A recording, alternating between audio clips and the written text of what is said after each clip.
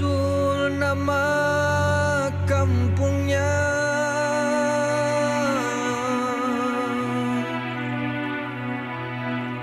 Sudah diterangkan pada mulanya.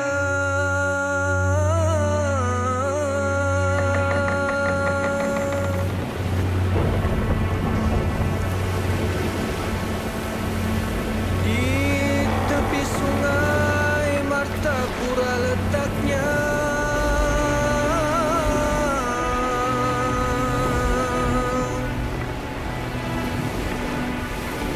Menuju Banjarmasin arah tujunya.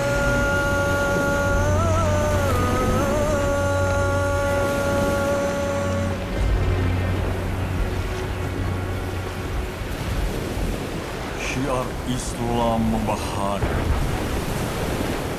Doa dan tekad juang kalahkan halangan. Badai topan, bergunung-gunung ombak bukan lagi ancaman. Hanya puja-puji kepada Sang Halim dilantunkan hamba-hambanya.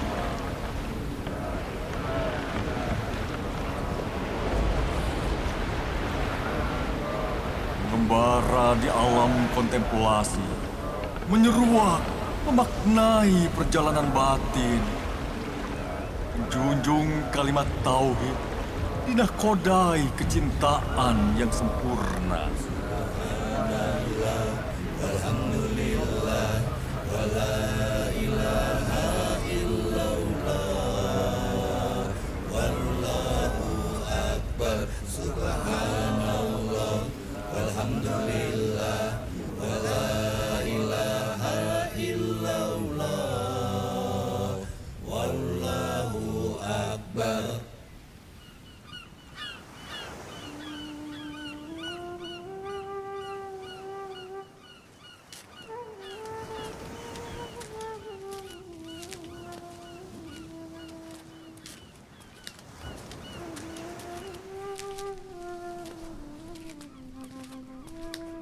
Selamat datang di tanah Betawi. Tanah di mana banyak masjid yang dibangun oleh wali-wali Allah.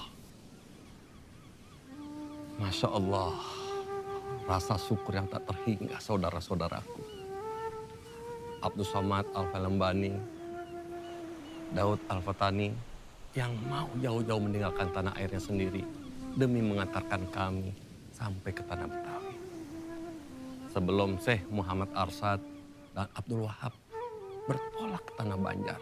Sungguh berat nian rasanya melepas sahabat sekalian yang telah suka duka menuntut ilmu bersama selama ini. Kita telah berikrar akan menjadi cahaya,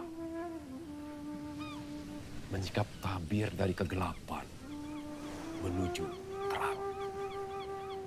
Hanya amanah yang kita emban dari menuntut ilmu di tanah suci yang membuat kita harus berpisah. Demi membesarkan syiar di tanah air kita masing-masing, demi tegaknya cahaya Islam. Ayo Syekh.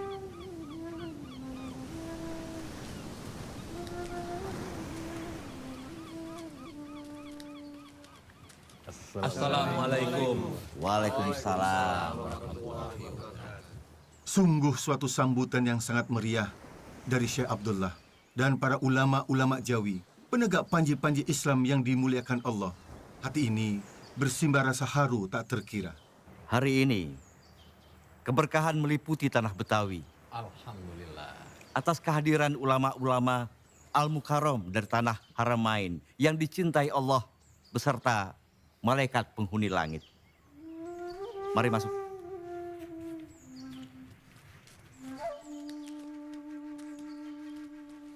Syekh Muhammad Arsyad dan Syekh Abdurrahman Al-Misri beserta para sahabat sempat singgah di Pulau Penyengat. Benarkah kabar itu? Allahumma na'am, ya Syekh Abdullah. Kami singgah dulu di beberapa tempat. Di Pulau Penang, Perak, lalu singgah ke Tumasik, dan terakhir kita mampir ke Pulau Penyengat Riau. Kami mengajar di masjid-masjid di sana. Alhamdulillah, banyak ilmu yang kami dapatkan saat mengajar.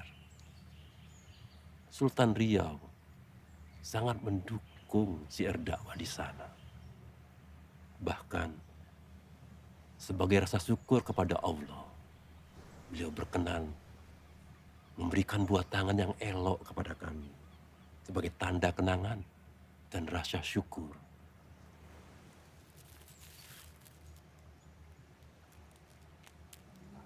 Masya Allah. Alhamdulillah. Permisi.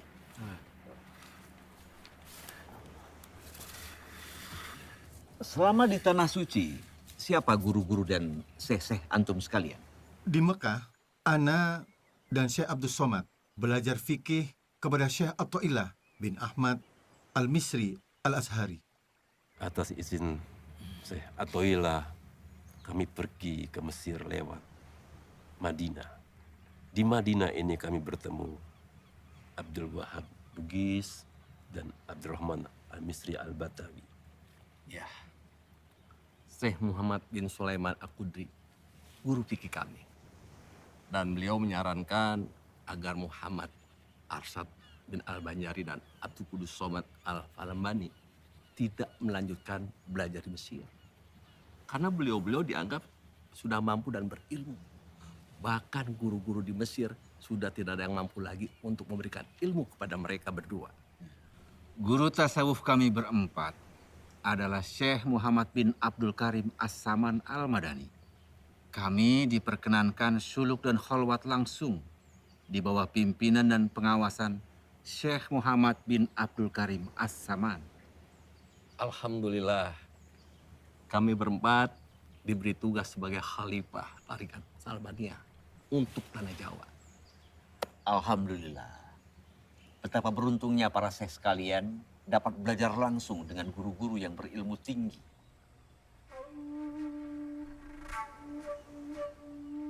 Masjid ini kurang tepat arah kiblatnya.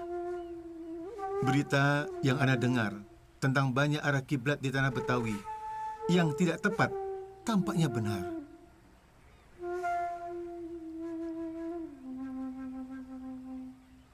Tidak tepat. Alafu ya Syekh Abdullah. Sejak masjid ini dibangun, apa pernah dihitung lagi arah kiblatnya? Oh, belum pernah, Syekh. Tapi ada apa dengan arah kiblat masjid kami? Ya Abdullah, coba antum ikut Ana, begitu pula yang lain, agar menjadi saksi.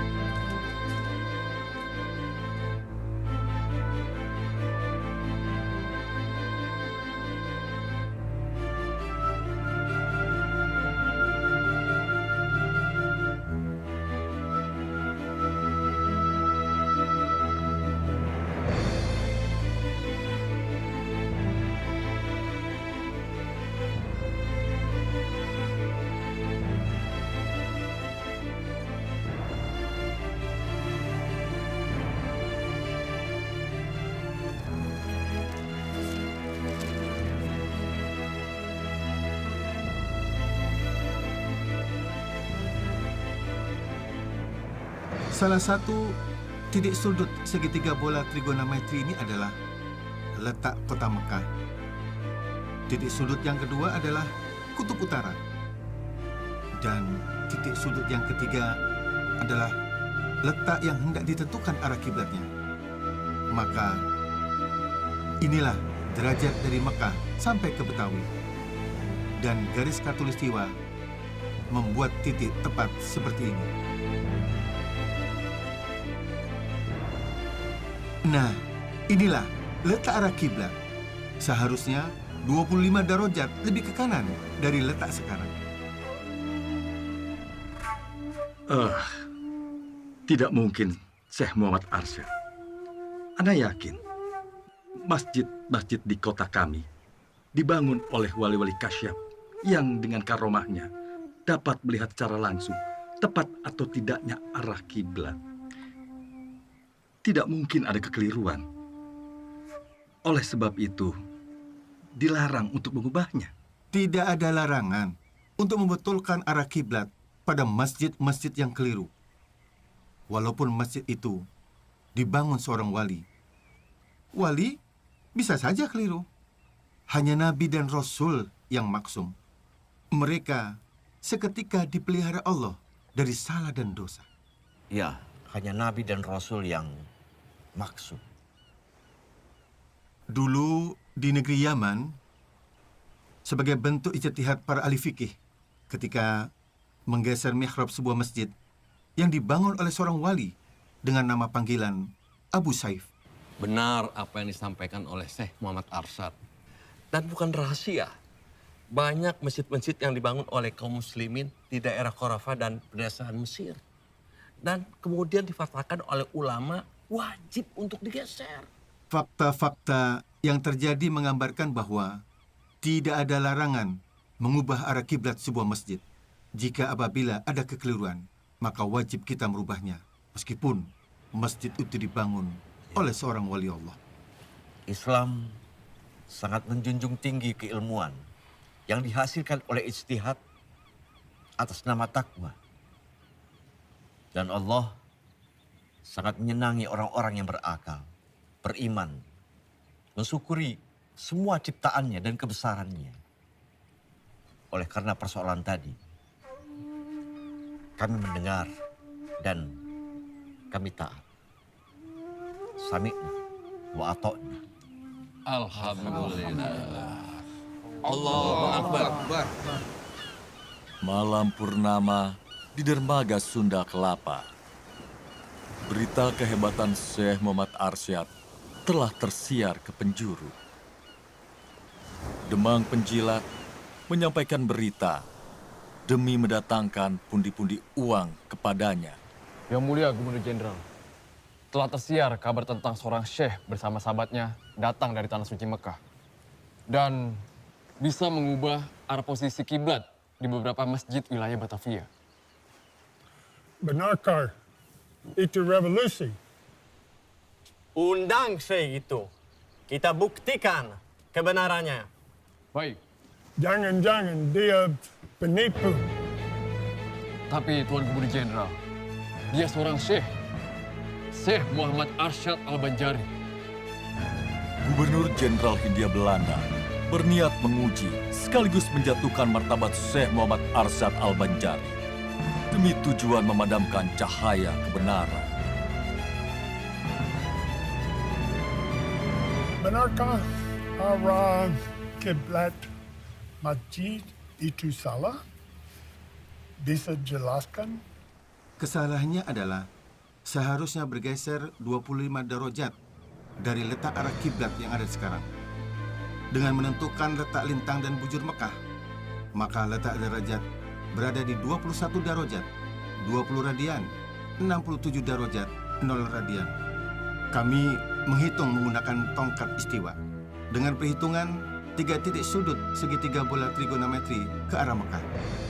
Adapun untuk perhitungan titik 0 derajat bujur bukanlah menggunakan patokan Greenwich London, tapi seharusnya berpatokan pada Jazairul Khalidat Asbahni. Adapun bintang kutub tidak selalu dapat dilihat pada setiap negeri yang terletak di garis khatulistiwa. Demikian juga di negara yang berada di sebelah selatan khatulistiwa, seperti Banjar dan Jawa. Maka pada negeri-negeri itu tidak dapat bintang kutub dijadikan dalil untuk menentukan arah kiblat. Namun, ujung pedoman selalu menunjukkan ke arah utara. Kebetulan searah dengan posisi keberadaan bintang kutub utara berada. Allah berfirman dalam Al-Quran Surah Al-Anbiya ayat 33, dan dialah yang telah menciptakan malam dan siang, matahari dan bulan, masing-masing berada pada garis edarnya. Sadaqallahul Adzim. Bagaimana Syekh Muhammad menilai kedalaman laut? Kita sedang berlayar menuju Laut Jawa. Kedalaman air laut bisa diukur dengan menggunakan tali simpul yang berbandul. Tali simpul berbandul yang ditenggelamkan ke dalam laut yang dihitung dengan perkiraan yang tepat. Maka akan mendapatkan berapa kedalaman air laut. Tuan Syekh Muhammad Arsyad Al-Banjari yang terhormat, ada satu pertanyaan akhir yang harus Syekh jawab. Tentang apa isi kelapa yang saya pegang ini? Itu buah kelapa. Dan Allah takdirkan isinya air. Gubernur Jenderal tak patah arang. Silahkan dibelah.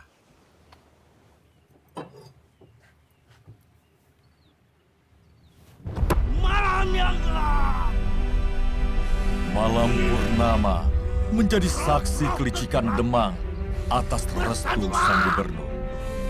Siasat jahat bersekutu dengan iblis dijalankan demi mempermalukan Syekh Muhammad Arsyad Al-Banjari.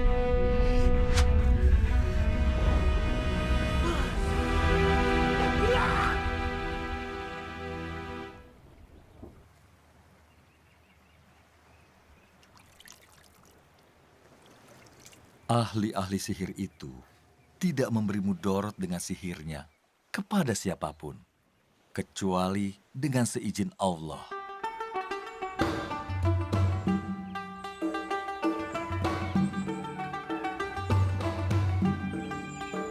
Kejayaan Kesultanan Banjar di bawah pimpinan Pangeran Tadilaga yang bergelar Sultan Tahmidullah II menjadikan bumi Banjar sebagai pusat perdagangan komoditas.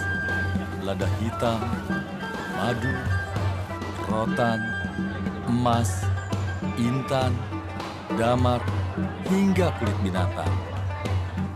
Pemimpin-pemimpin wilayah di Kesultanan Banjar bekerja keras memakmurkan warganya atas petunjuk Sultan Tahmidullah II. Wahai rakyat Banua Banjar, dangsanak-dangsanaku barataan, Allah Subhanahu wa Ta'ala mengutus kekasihnya Muhammad Sallallahu Alaihi Wasallam dengan membawa ayat-ayat suci Al-Quranul Karim yang mengajarkan akhlakul karimah kepada kita semua. Dan insya Allah akan membawa kita ke jannah, membawa kita ke surga. Di tengah-tengah kita hadir Syekh Muhammad Arsyad Al-Banjari.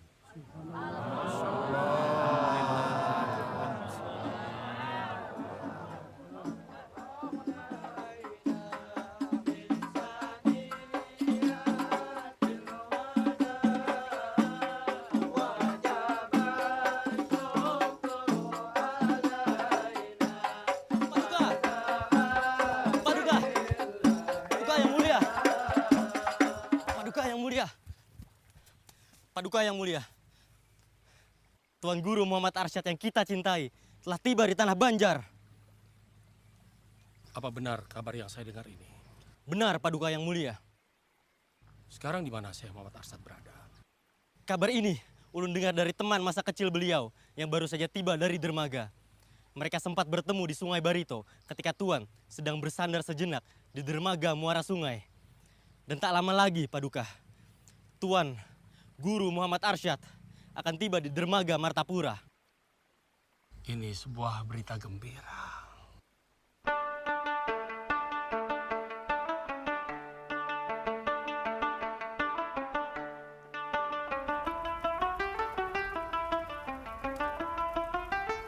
Assalamualaikum.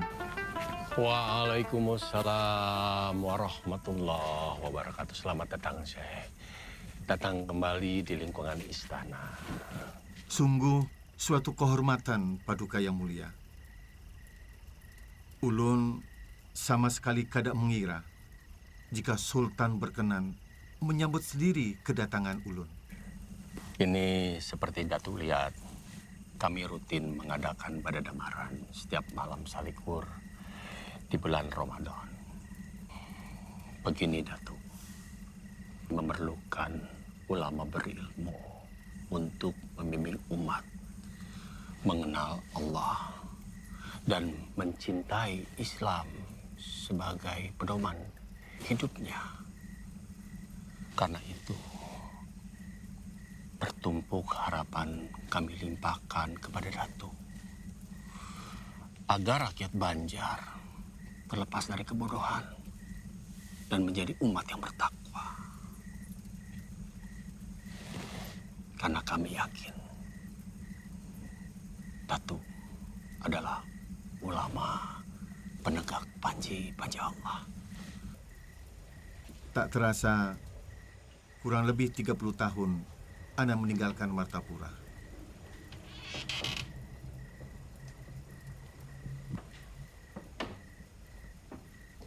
Assalamualaikum. Assalamualaikum. Waalaikumsalam.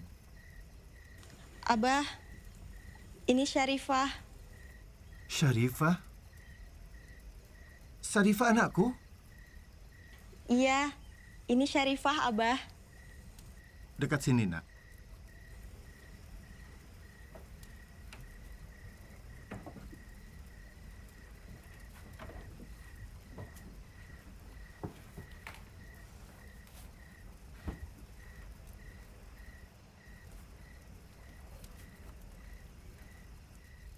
Seperti mimpi rasanya bertemu Abah.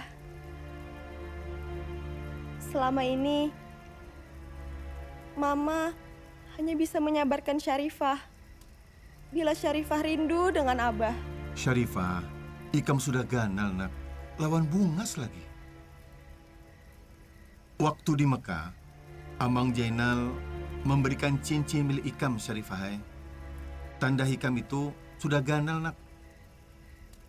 Dan Ikam nakai sudah wayahnya untuk menikah. Abah,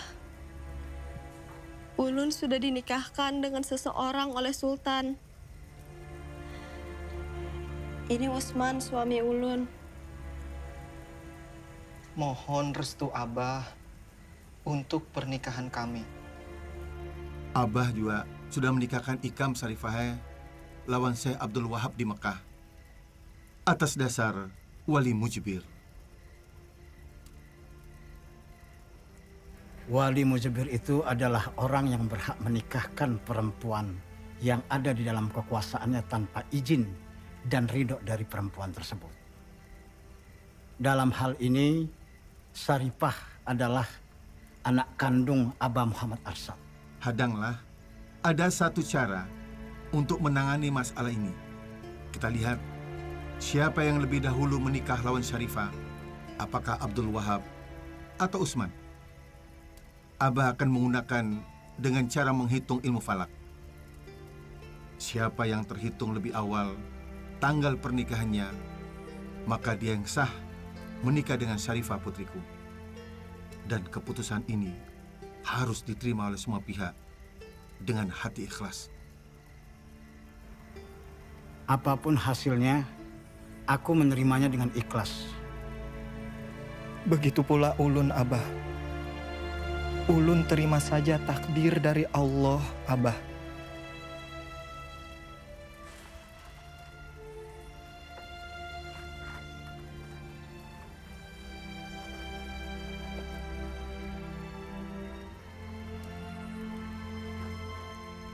Nah, baiklah.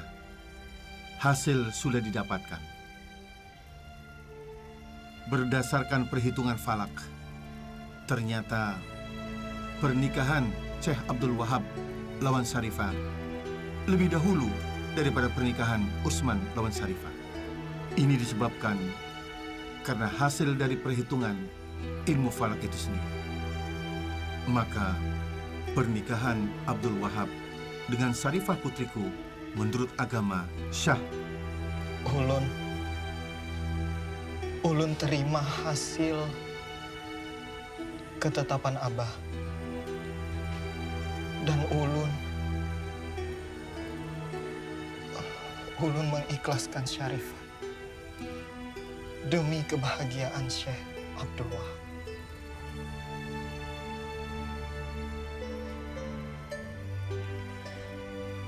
Syarifah menerima keputusan Abah. Karena itu sudah kehendak Allah.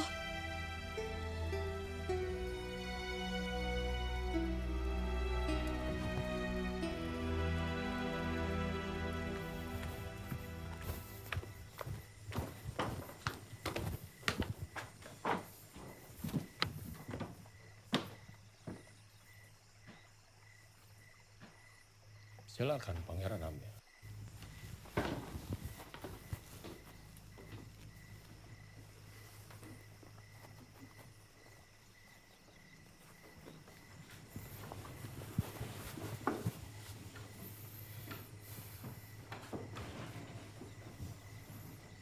Sudah saatnya Paman Pangeran Natadilaga menyerahkan kesultanan padaku untuk menjalankan pemerintahan Kesultanan Banjar. Pangeran Amir, takdir Allah sudah ditentukan. Aku Pangeran Natadilaga yang sekarang bergelar Sultan Tahmidullah II telah membangun peradaban negeri Banjar hingga maju seperti sekarang ini. Apabila negeri Banjar dijalankan oleh orang yang salah, maka Kesultanan Banjar akan hancur dalam waktu singkat. Itu hanya alasan Paman. Lalu bagaimana dengan wasiat abah kami? Sultan Muhammad Aliuddin Aminullah yang mewasiatkan bahwa tahta akan diturunkan pada anak-anaknya. Dan kami semua sudah pantas menduduki tahta itu, Paman.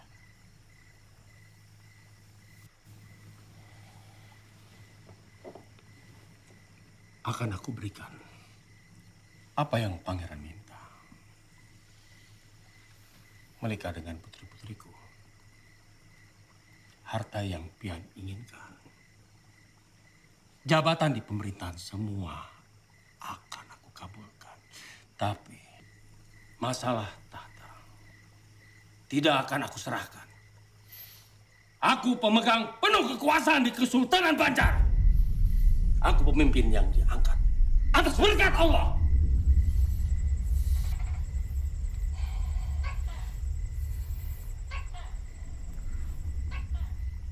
Baik. Baik, Paman. Kalau memang tahta tidak akan diberikan kepada Ulun, maka izinkan Ulun untuk diberangkatkan ke Tanah Suci melaksanakan ibadah haji.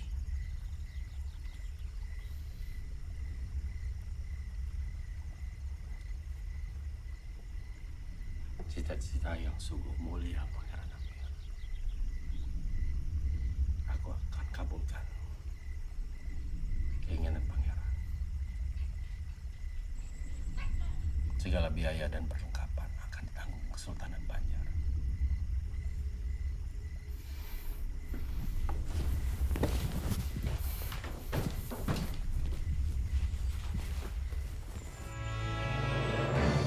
Perebutan kekuasaan terjadi.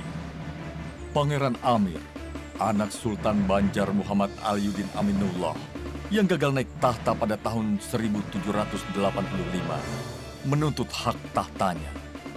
Namun tuntutan itu tidak diindahkan oleh walinya sendiri, Pangeran Natadilaga atau Sultan Tahmidullah II. Malam ini, kita rebut kekuasaan dari Sultan Natadilaga. Kesultanan Banjar ada di sini.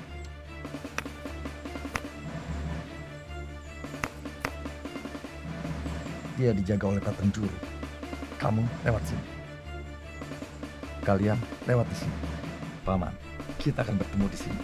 Kita akan gempur Natadilaga. Sasaran kedua.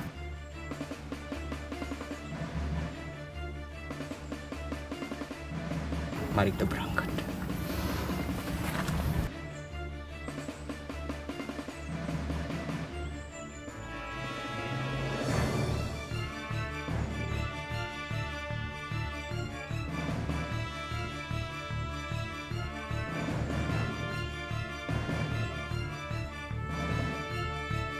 Siapa dulu? Sudah cukup pembicaraan kita malam ini. Saya mau istirahat. Paduka! Paduka yang mulia. Panglima. Ada kabar dari mata-mata kita. Pangeran Amir serta pasukan terpilihnya malam ini akan melakukan serangan diam-diam ke istana. Mohon izin Paduka. Ulun siap melumpuhkan serangan ini. Tumpas perlawanan mereka. Siap, Paduka. Tunggu. Pangeran Amir jangan sampai terluka. Siapkan pedang.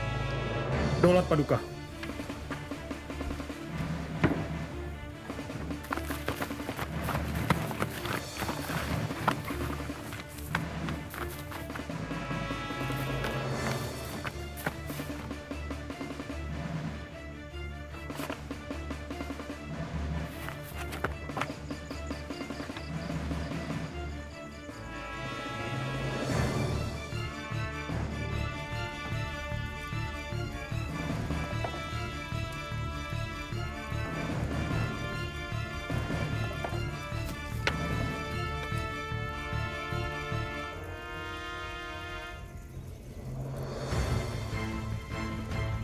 Abah kada mau umpat campur urusan tahta antara keluarga kesultanan. Masalah tahta adalah masalah rumit. Kedua belah pihak punya keinginan untuk berkuasa. Tugas Abah hanya mengembangkan agama Islam bagi masyarakat Banjar. Ini lebih penting bagi Abah daripada ikut masalah perebutan tahta. Bagi Abah, negeri yang dipenuhi oleh insan yang bertakwa adalah negeri yang dirahmati Allah. Semoga pertikaian tahta ini cepat selesai dan tidak menjadi peperangan lagi. Peperangan mengorbankan rakyat tak berdosa. Namun, perang juga menjadi gerbang perubahan nasib suatu bangsa. Tahan. Biarkan pangeran lari. Takdir perubahan telah dicatat di Lauhil Mahfuz. Ditetapkan Allah dalam rahasianya berhasil atau gagal.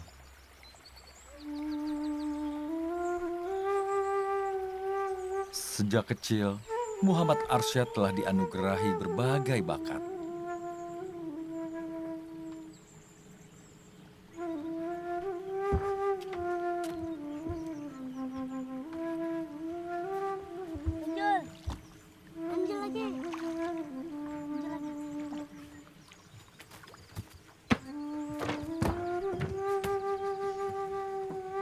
Paduka Sultan, ini yang membuat lukisan itu.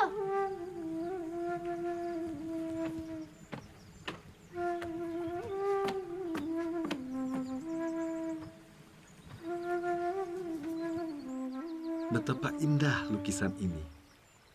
Siapa nama Ananda? Nama ulun Muhammad Jafar. Kenapa Ananda melukis gambar sungai, perahu, dan gunung-gunung di sekitar lukisan gambar lafaz Allah? Allah menciptakan semuanya.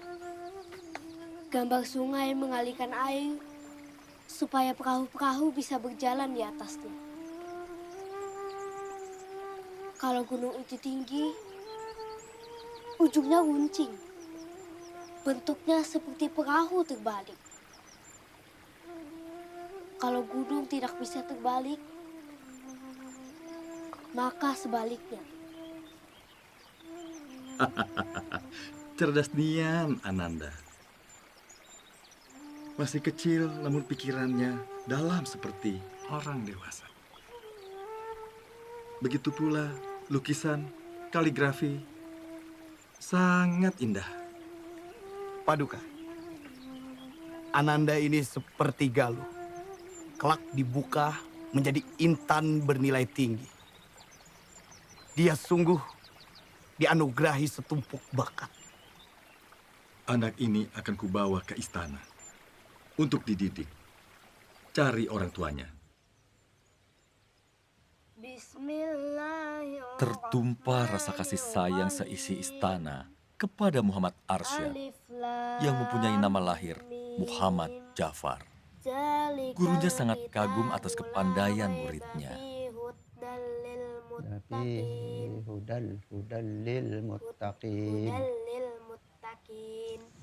Akhlak, budi pekerti yang lemah lembut, dan sikap gemar menolong membuat teman-temannya menjadikan Arsyad sebagai tauladan mereka. Sat, ayo main logonya.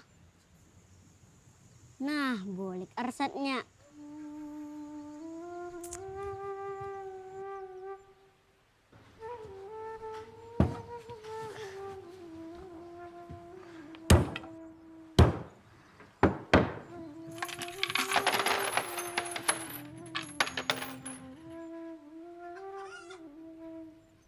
Assalamualaikum, Kai.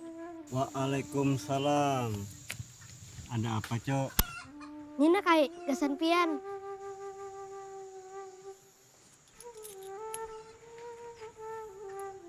Terima kasih, Cula. Nggih, sama-sama. Nun permisi dulu lah.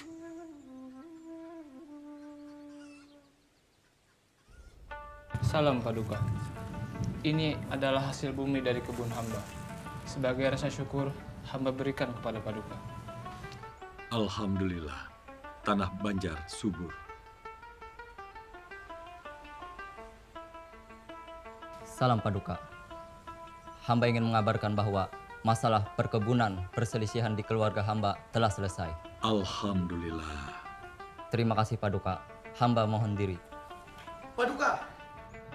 Paduka yang mulia. Baru saja keajaiban telah terjadi pada Tuan Muda Ja'far. Tubuhnya melayang di atas tempat tidur. Melayang? Apa benar? Mana ada manusia bisa melayang? Kayak ulun melihat dengan mata kepala ulun sendiri, Paduka yang mulia. Bahkan ulun memegang tubuh Tuan Muda, menadah supaya tidak jatuh. Tuan Muda juga bercerita tentang mimpinya itu. Tuan Muda baik-baik saja. Ulun mimpi ada kakek bawa ulun ke langit, Paman. Ulun terharu, Paduka yang mulia, mendengar cerita itu. Dan tak kuat rasanya menahan cucuran air mata, Paduka yang mulia. Tanda-tanda Ja'far akan menjadi orang besar, Paduka yang mulia. Dia kelak akan membawa kemajuan bagi Kesultanan Banjar. Ya. Tuhan telah menampakkan Ja'far menjadi orang besar, kelak berjasa bagi Kesultanan Banjar. Kita harus merawat anak ini dengan penuh kasih sayang, mencukupi kebutuhannya, membekalinya dengan ilmu dunia dan akhirat.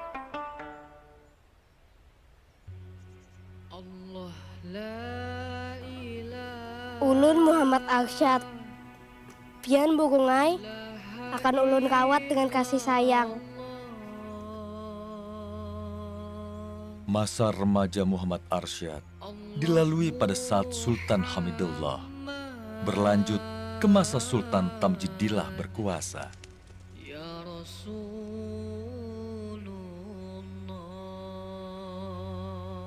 Assalamualaikum.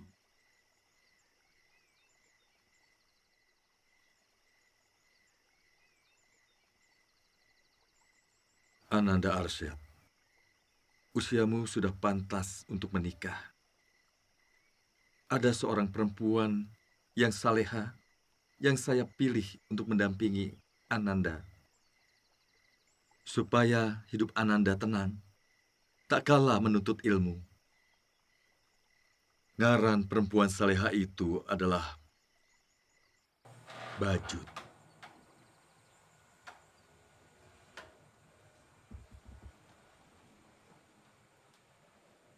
Ding, sudahkah sholat tahajud?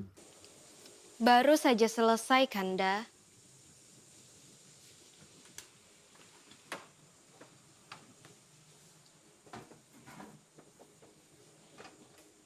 Ding, malam ini begitu hening.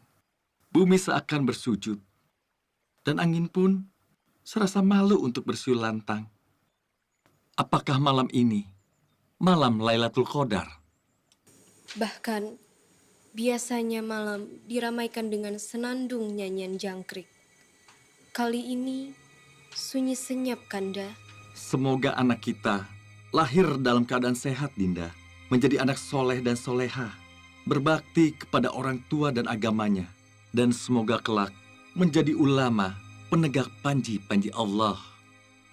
Amin, Kanda. Semoga Allah berkenan mengabulkan, Kanda. Malam ini, Allah menunjukkan hidayahnya kepada Kanda. Ada tekad kuat di hati untuk menuntut ilmu ke tanah Haramain. Kanda, Dinda memerlukan Kanda untuk menemani kelahiran anak yang kita dambakan bersama. Tapi bakti diri kepada Allah lebih utama. Dinda ikhlas melepas Kanda. Jadikanlah Dinda pendamping Kanda dalam syiar Islam. Waktu berpisah tak dapat ditunda. Air mata pun tak bisa ungkapkan rasa. Untayan doa jadi penanda asa. Rasa ikhlas melepas kepergiannya. Menembus relung malam, tiada batas. Detak jantung dua hati saling berbalas. Penghubung kala rindu tiada bertepi. Namun cintaku pada sang Khalik tiada henti. Berat ku rasa tanpamu. Aku mencintaimu, suamiku. Namun Haramain telah menunggumu. Ya Allah, pemilik segala kerajaan, anugerahilah ilmu dari tanah Haramain. Anak keturunanku menjadi ulama-ulama yang tangguh dan berilmu demi syiar kalimat tauhid di tanah Banjar. Cita-cita yang mulia anak Nda Arsad. Kurestui niat Ananda. Kesultanan Banjar memerlukan ulama-ulama pembimbing umat. Kesultanan akan maju di bidang keagamaan dan ilmu pengetahuan. Islam menjadi kemaslahatan bagi rakyat Banjar. Muhammad Arsyad Muda menuntut ilmu agama dan pengetahuan umum di Mekah selama 30 tahun. Di Mekah, karena kecerdasannya, Muhammad Arsyad diberi izin untuk mengajar di Masjidil Haram. Ia mendapat sebutan syekh atau seorang ulama dengan keilmuan agama Islam yang tinggi. Di tiap sisi wilayah tempat kita membangun madrasah, kita doakan mudah-mudahan tempat ini selalu terjaga dari kekuatan jahat yang merusak. Di mana ada kebaikan bersemi, di situ kejahatan tak akan diam.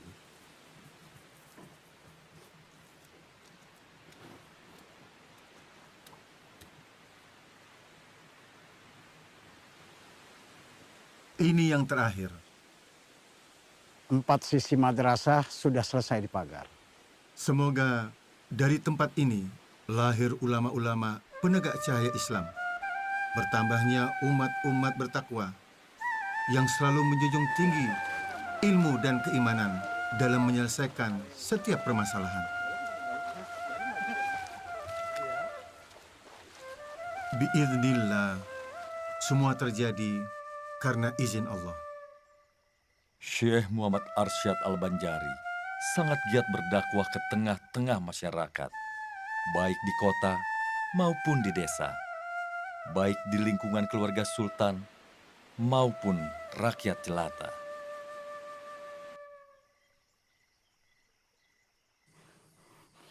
Dasar binahong. Seberatan rencana Unda jadi kacau.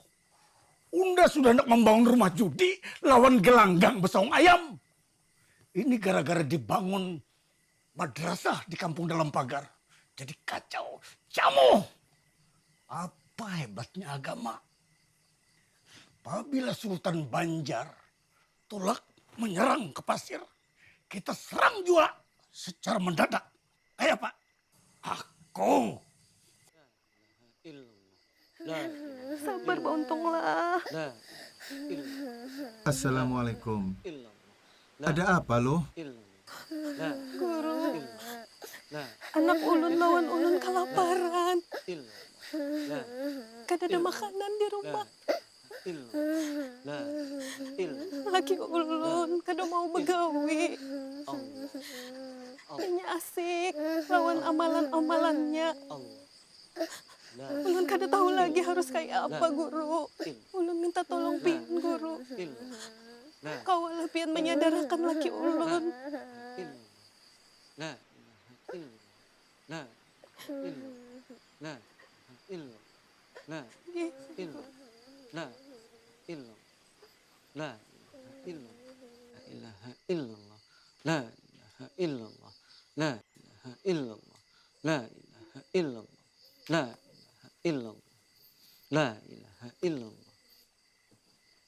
Nang, maukah Ikam menjadi orang pilihan untuk bisa bersama dengan Rasulullah di surga kaina? Inggih, ulun hendak benar bersama Rasulullah, kekasih Allah, supaya ulun kau melihat wajah Allah. Mencari nafkah itu adalah jihad fisabilillah. Berjuang di jalan Allah. Bila Ikam mengikuti apa yang Rasul lakukan, maka Ikam adalah pengikut Rasul. Dan berhak kelak hidup bersama Rasul. Rasul SAW bersabda, sesungguhnya, bila seseorang bekerja untuk mencari nafkah, serta mencukupi kedua orang tuanya, maka ia pun fisabilillah. Berjuang di jalan Allah.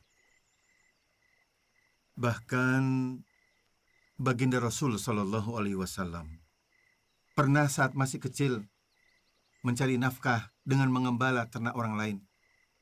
Beliau kian mahir berdagang. Bahkan sebelum kenabiannya, beliau dikenal sebagai seorang pedagang yang sukses dan terpercaya. Maulah Ikam berjihad fisabilillah mengikuti Rasul yang kita cintai. Inggih, ulun hendak benar jadi pengikut setia Rasulullah SAW. Mudahan Allah meridhoi niat ulun bagawi mencari rajaki gasan menghidupi anak bini ulun. Mudah-mudahan kami selamat dunia akhirat. Amin. Dunia ini hakikatnya menjadi alat untuk menggapai kebahagiaan akhirat. Abah minta maaf, nak. Abah sayang. Mudah-mudahan kita selamat dunia akhirat. Nyaman dunia akhirat. La ilaha illallah, la ilaha illallah, la ilaha illallah, la ilaha illallah, la Alhamdulillah, ulun sudah mulai mengerti yuk. Ayo cepetan masuk, nanti terlambat.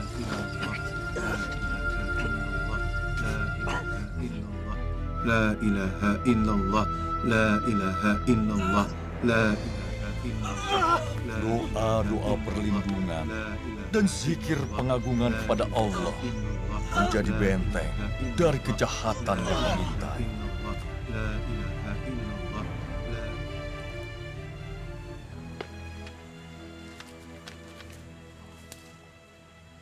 Ini dasar binahong. Kenapa nangka itu jangan kawa? Hah? Wow! Sudah dipadahi. Kenapa? Kada pintar nih. Sudah aku padahi, bakar bila perlu.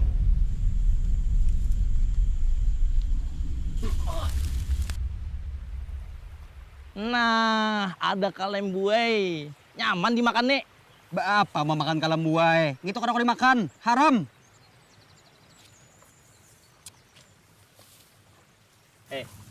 Kalem buai itu halal dimakan. Nah, kalem buai itu haram. Nah, dari mana dasarnya ikam nih? Bungo dipelihara. Mau kamu nyambati bungo? Ngaranya kalem buai itu pasti haram sudah. Nah, melawan kah? Assalamualaikum. Waalaikumsalam. Tuan Guru, hati boleh panas, kepala harus tetap dingin. Bubuhan Ikam jangan saling menyakiti lah. Berdebat boleh aja, tapi jangan emosi, lantas lepas kendali. Bubuhan Ikam berdebat tentang kalembui kalau halal atau haramkah bila dimakan. Inggih, Tuan Guru. Baiklah, semua binatang banyu yang hidupnya di dalam banyu maka halal untuk dimakan. Atau juga dapat hidup di daratan tetapi kada lawas, baik dari jenis iwak maupun yang lainnya.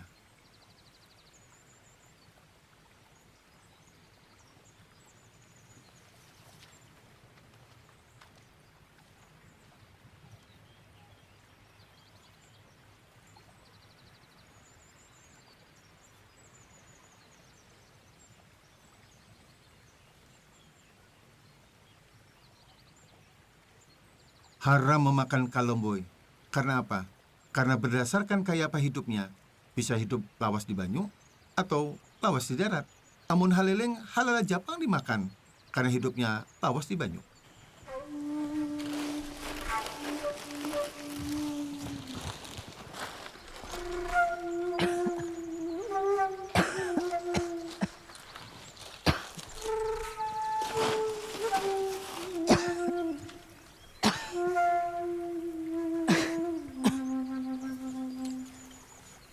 Wahab.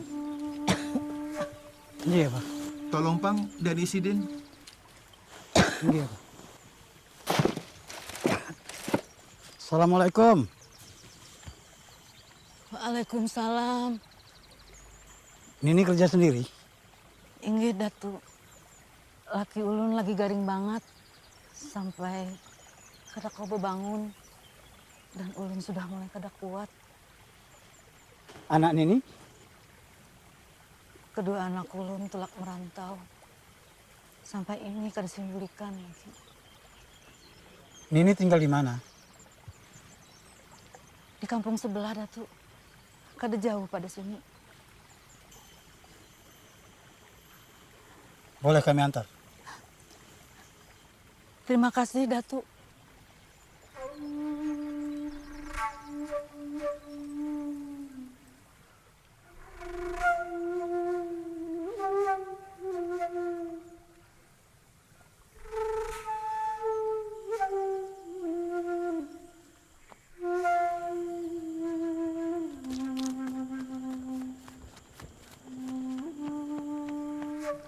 Assalamualaikum. Silakan masuk, Datu. Ayo. Silakan duduk, Pak Tuan Guru.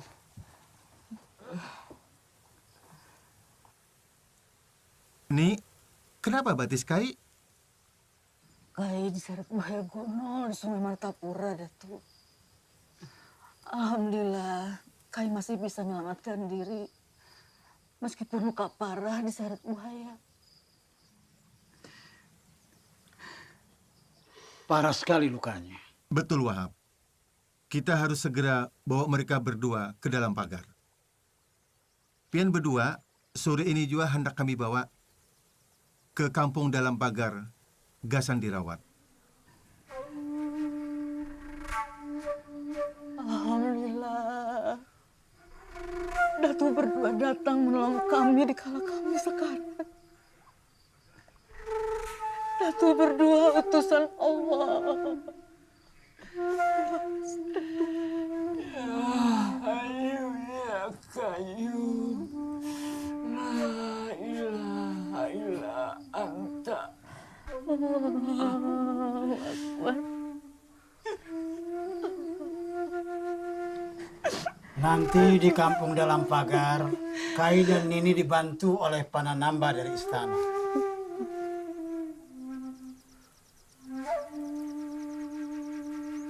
Abah, sepertinya banyak sekali persoalan di kampung dalam pagar ini yang harus dibenahi. Harus ada hukum fikih yang mengaturnya. Tuan Guru, tolonglah kami, Tuan Guru, tolong kami. Jenazah yang kami makamkan itu keluar dari liang lahat.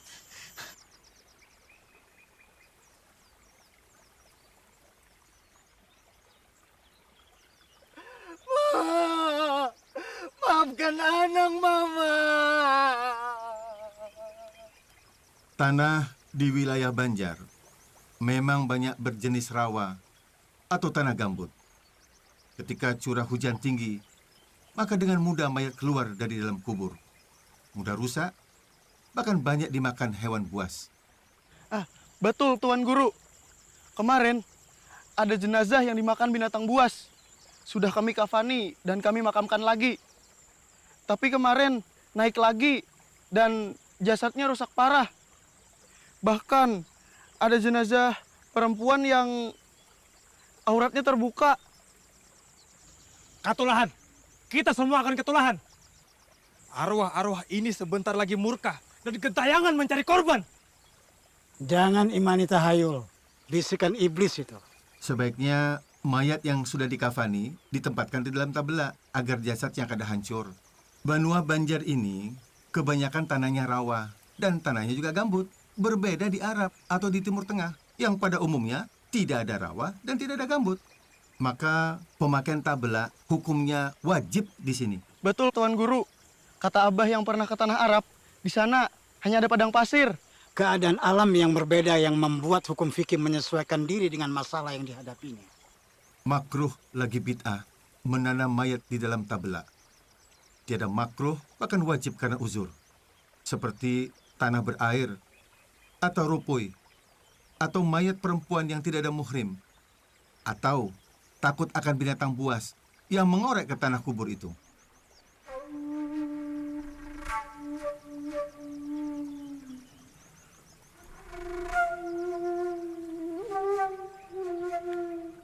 Ayo, Syekh.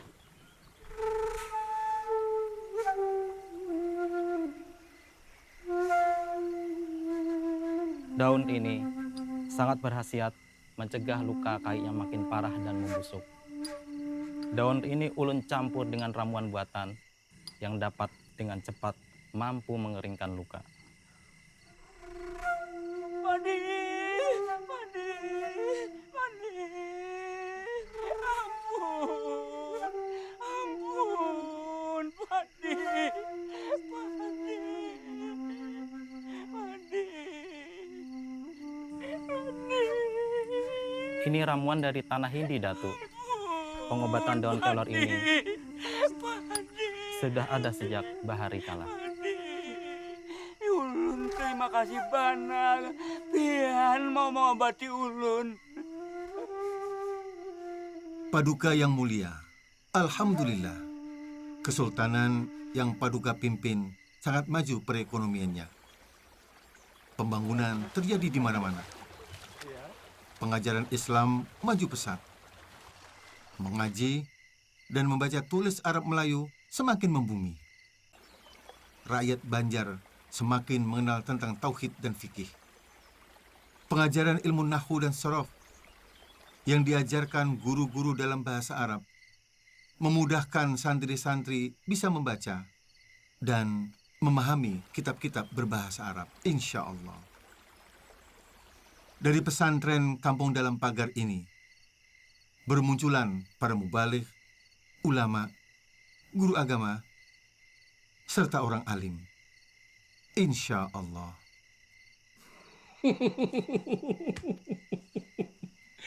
Senang sekali mendengarnya, Datuk.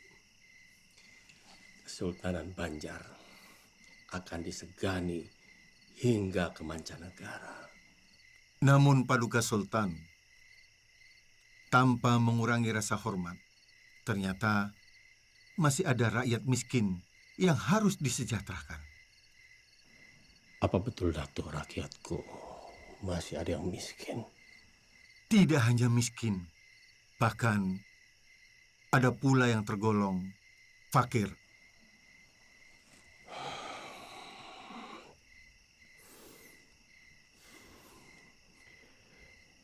Kemiskinan adalah cermin dari kegagalan suatu negeri. Aku sebagai penguasa Kesultanan Banjar tidak akan membiarkan hal ini akan terjadi. Anugerah amanah dari Allah sebagai Khalifah Kesultanan, maka aku akan sejahterakan negeri ini secara merata. Akan aku kerahkan segenap kemampuanku, Datuk. Baik Paduka Sultan, sebagai orang Banjar akan mencurahkan segenap pemikiran, mendukung daya dan upaya Paduka dalam rangka mengentaskan kemiskinan.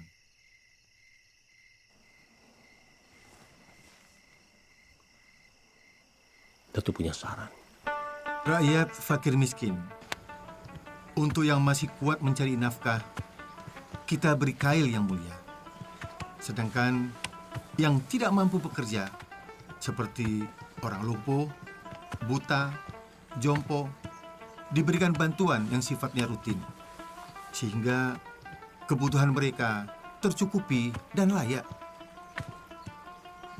Melalui penyaluran zakat harta, diberikan dalam bentuk modal usaha ataupun modal kerja, bukan lagi bahan pokok yang habis dimakan. Sebuah terobosan yang bijak dan tepat guna, Datuk. Khalifah Umar Ibn Khattab menyatakan, pemberian zakat hendaknya bisa mengurangi kemiskinan, sekalipun dengan memberikan 100 ekor unta.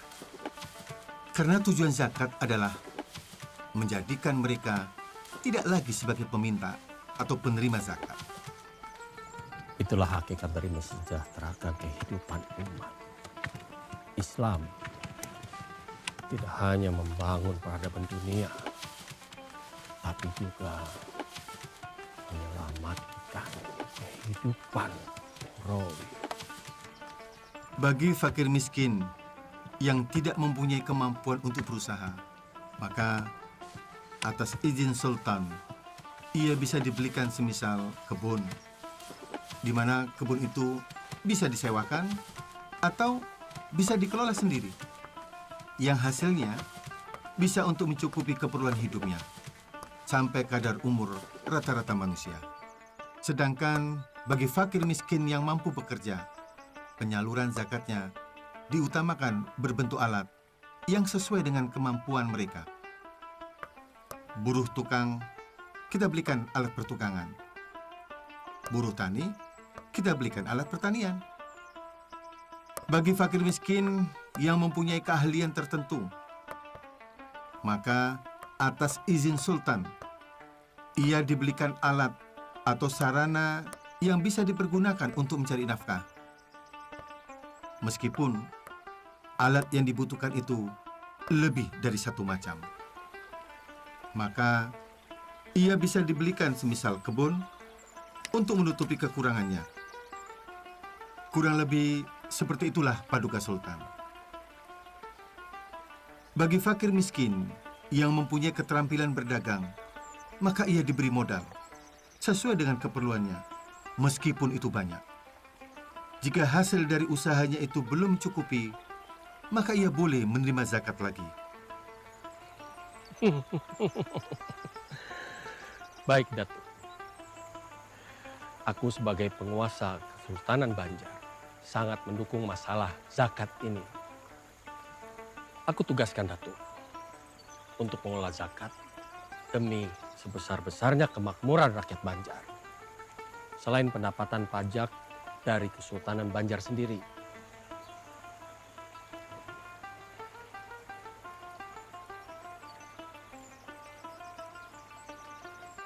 Tuan Guru! Assalamualaikum Tuan Guru! Tuan Guru! Tuan Guru! Tuan Guru! Tuan Guru, saya ingin bertobat dan terimalah saya menjadi santri. Tuan Guru. Benar Tuan Guru. Mohon kami diterima sebagai murid. Sudah banyak darah orang tak bersalah kami tumpahkan. Syekh dengan tegas memberitahukan cara memakamkan jenazah mama saya. Ketika jenazah mama saya dimakamkan dalam peti kayu, malamnya mama datang dalam mimpi. Mama tersenyum. Biar mama... Lihat, Mama sudah tenang di sana. Bagian sekalinya. Ubahlah tingkah laku Ika Manang. Syekh. Ini Reh, naga-naganya pacangan jadi musuh pribadi Unda. Syekh dalam pagar, nih, jebes musuh Hikam. Kita.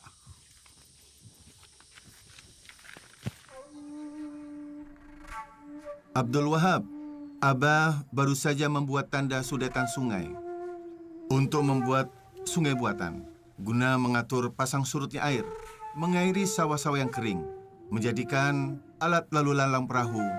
Ini semua dapat menghidupkan perekonomian di wilayah Banjar. Sudetan ini mempermudah pedagang-pedagang untuk datang dari mana saja dan berniaga di Martapura. Sistem pengairan sebagai bagian dari kebudayaan leluhur yang dikenal oleh masyarakat Banjar. Ada berbagai ragam bentuknya. Ada anjir, andil, tahta, syaka, dan antasan. Lalu, sudetan yang Abah lakukan ini apa namanya? Handil, saluran kedua yang bermuara pada sungai. Kita bisa kerahkan para santri untuk melebarkan sungai lebih dari 30 meter dengan kedalaman 7 hingga 10 meter. Kita mulai kerjakan awal kemarau, semoga selesai di musim hujan. Sistem pengendali banjir berlaku sistem pasang surut yang mempertemukan Sungai Martapura dari Pegunungan Meratus dan Pegunungan Pamatun, sehingga jadilah anak sungai yang dapat mengalirkan air membelah Sungai Martapura dan Sungai Tuan. Kemudian anak sungai itu disempurnakan sehingga berfungsilah sebagai irigasi yang dapat mengatur jalannya air. Dan diperoleh lahan yang dulunya tidak subur menjadi lahan yang subur. Hingga tanaman yang mereka tanam bisa panen dengan hasil yang mengembirakan. Dan perekonomian masyarakat Banjar akan tumbuh dengan baik.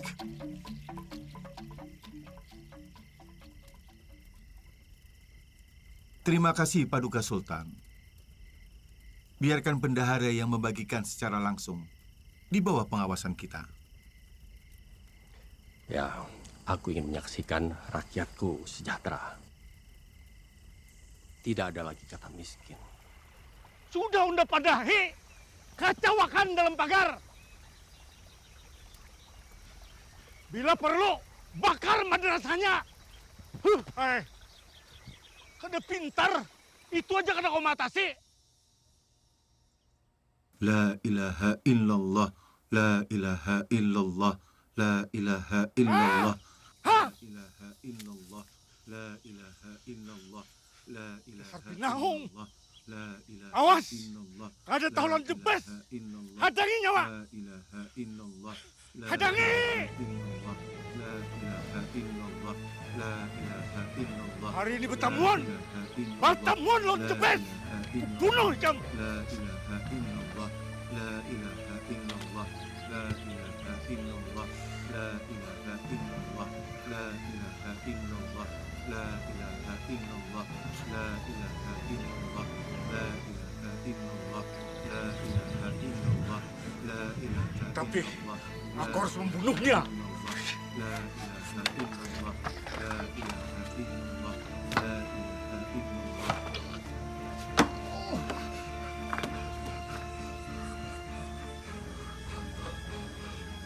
Bertobatlah sebelum waktumu habis.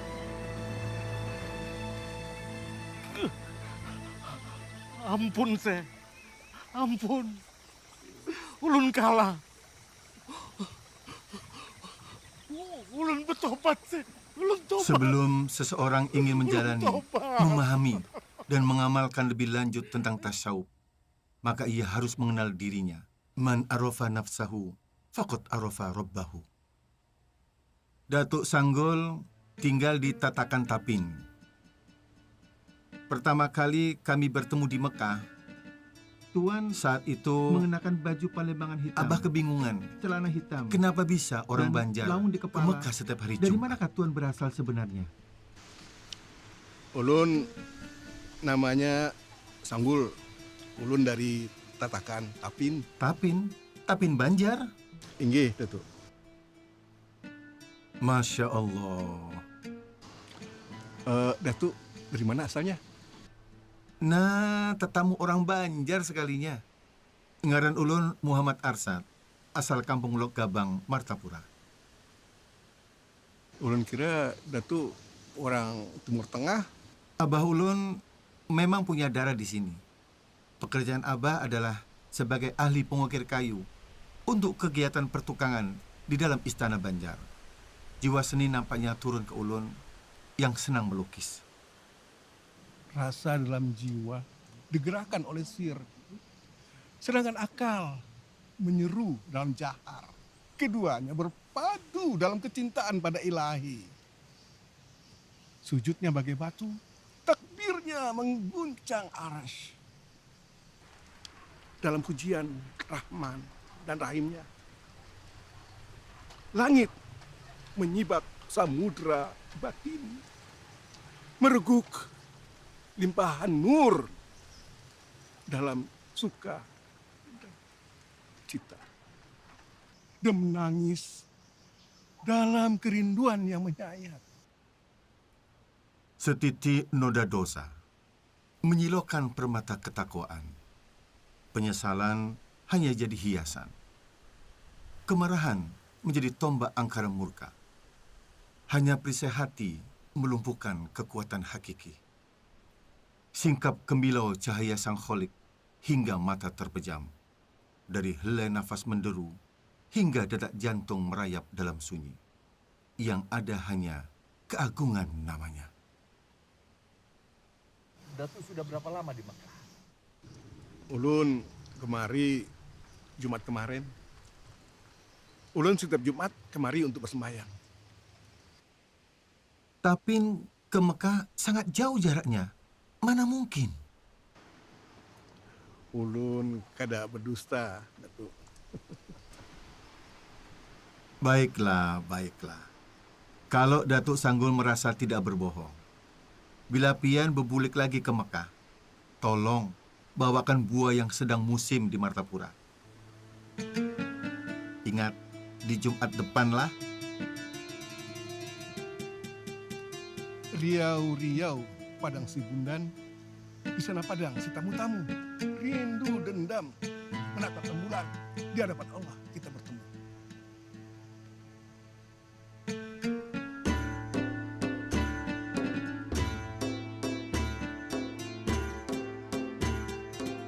Ya, benar Datuk. Ini buah durian. Memang asli buah durian yang tidak ada di Mekah.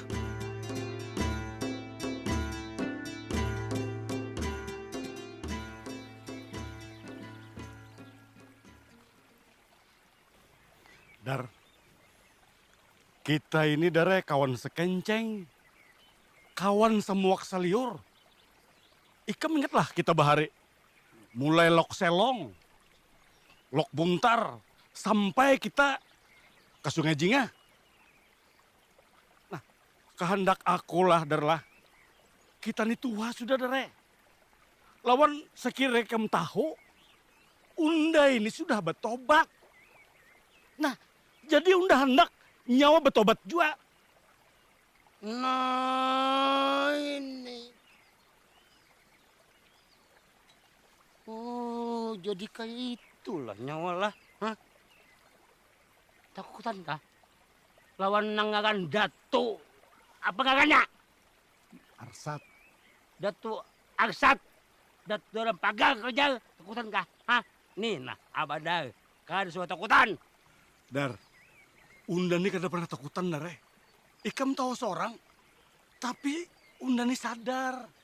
Oh, punya muftinya udah. Punya mufti. Ah, pernah takutan. Punya mufti. Menyuruh lu bertabur. Punya mufti. Punya mufti. Ya.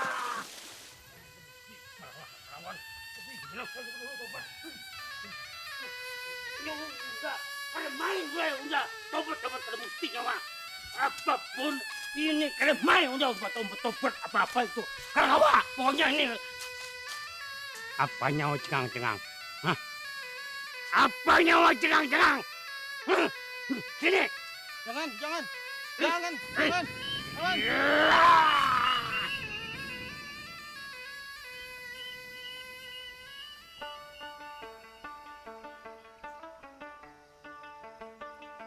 Assalamualaikum warahmatullahi wabarakatuh. Waalaikumsalam warahmatullahi wabarakatuh.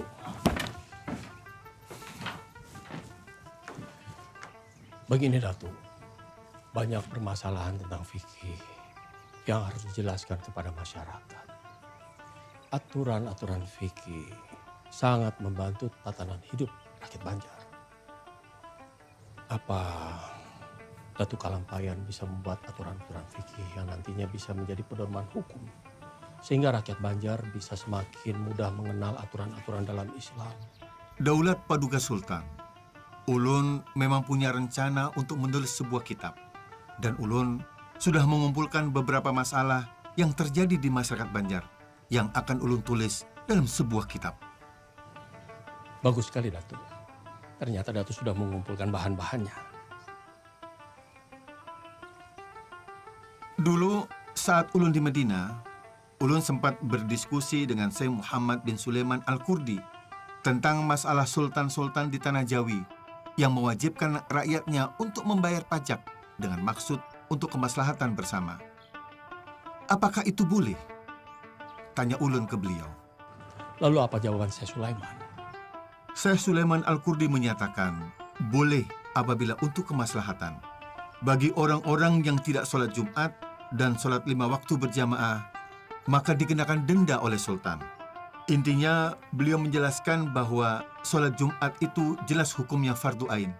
Sementara sholat 5 waktu berjamaah berdasarkan pendapat yang kuat hukumnya fardu kifayah. Dan kata Syekh Sulaiman, wajib mengikuti perintah pemimpin selama perintah itu tidak menyalahi syariat.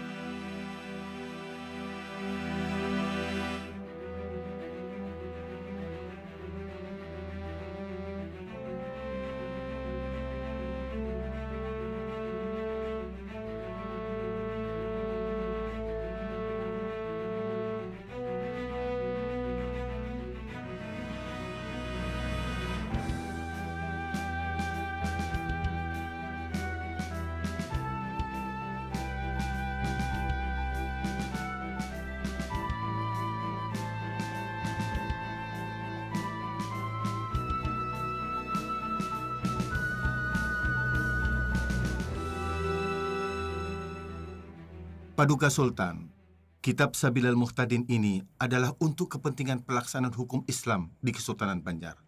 Maka perlu dibentuk mahkamah syariah. Lembaga ini berada dalam struktur kesultanan yang dipimpin oleh seorang mufti dan juga seorang qadhi paduka. Apa itu mufti dan qadhi, Datuk? Mufti adalah hakim tertinggi. Posisi mufti berada di bawah sultan. Tugasnya memberikan fatwa dan nasihat kepada sultan. Ia bertanggung jawab mengawasi mahkamah syariah di Kesultanan Banjar. Sedangkan qadhi, ia bertindak sebagai hakim sehari-hari di ibu kota Kesultanan Banjar.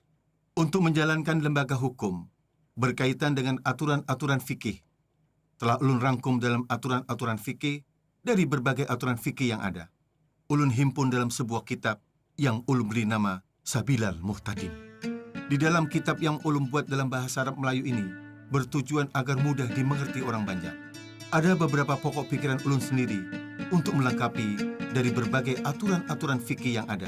Salah satunya dengan kitab Siratal Mustaqim, karya Syekh Nuruddin Ar-Raniri, yang ulun tuangkan juga dalam kitab ini.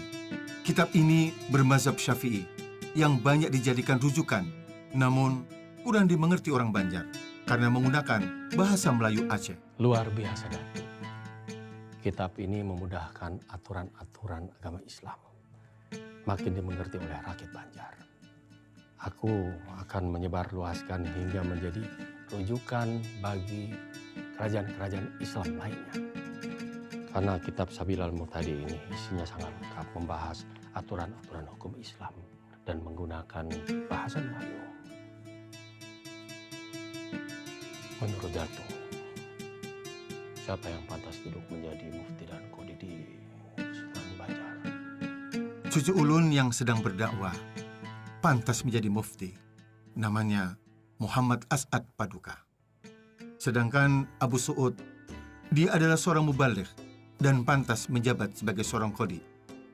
Sedangkan ulun juga mengusulkan putra ulun Sihabuddin, Zainuddin, Hasanuddin sebagai khalifah. Kitab yang akan dijadikan undang-undang ini berisi lengkap dengan mahkamah syariahnya dan para pejabat yang akan menjalankannya. Luar biasa jasa Datuk bagi Kesultanan Banjar. La haula wa la quwwata illa billah. Syarat tayamum itu ada 10 perkara. 1. Alat yang dipergunakan tayamum adalah tanah. 2. Tanah yang dipakai itu suci. 3. Tanah yang dipakai bukan tanah mustakmal, yakni yang sudah dipakai untuk kegiatan bersuci yang lainnya. 4. Murni dari campuran. Assalamualaikum warahmatullahi wabarakatuh. Waalaikumsalam warahmatullahi wabarakatuh. Ayo, Ha.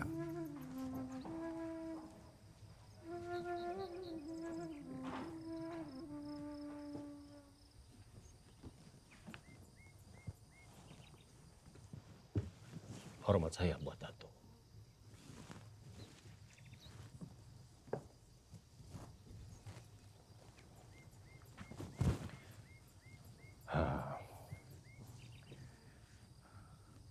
Datuk Arsyad, tampaknya Kesultanan Banjar membutuhkan tempat khusus untuk pendidikan agama Islam. Benar, Paduka Sultan. Demi perkembangan pengajaran, memang lebih baik ada tempat tertentu. Sehingga orang yang ingin belajar agama Islam, perhatiannya bisa lebih terpusat. Sekaligus memudahkan orang-orang dari wilayah manapun bisa datang ke tempat itu. Apa Datuk punya bayangan di mana tempat yang baik untuk mewujudkan cita-cita ini? Allahumma na'am, Sultan. Ada. Ada di daerah pesisir sungai. Tak jauh dari sini. Cocok untuk dijadikan tempat pusat pengajaran. Selain tidak jauh dari pusat kesultanan, area itu juga dilalui Sungai Martapura. Ini memudahkan untuk jalur lalu lintas perahu. Baik, Datuk. Saya akan berikan tanah Lunggu. Karena Datuk adalah bagian dari keluarga besar Kesultanan Banjar. Di tempat itu akan dibangun rumah untuk Datuk. Dan saya berharap kelak nantinya di tempat itu akan menjadi pusat pengembangan agama Islam di Kesultanan Banjar.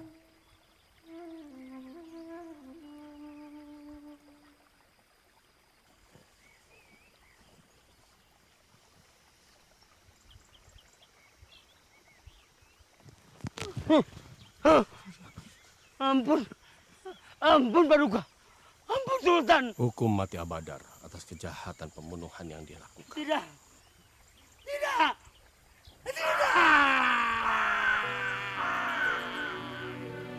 Suatu saat, Syekh Muhammad Arsyad Al-Banjari sangat ingin mengunjungi Datuk Sanggul sahabatnya.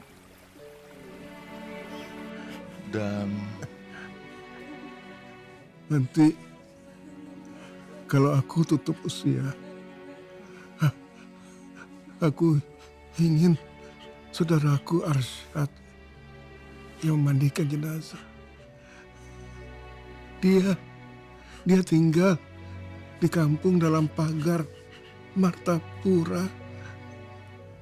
La ilaha illallah Muhammad Rasulullah. Innalillahi wa inna Assalamualaikum. ilaihi raji'un.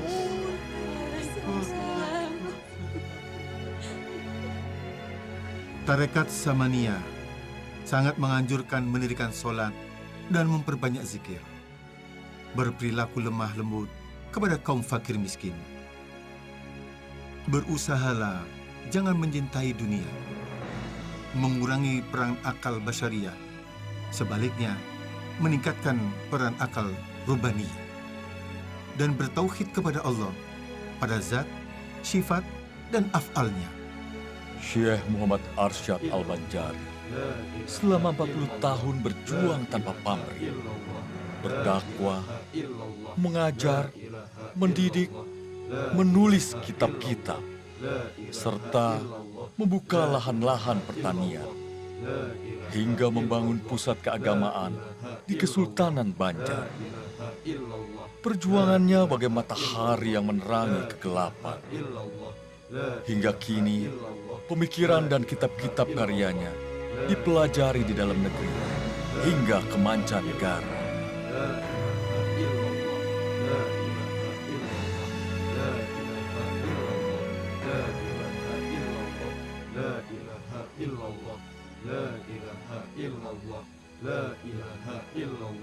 La ilaha illallah.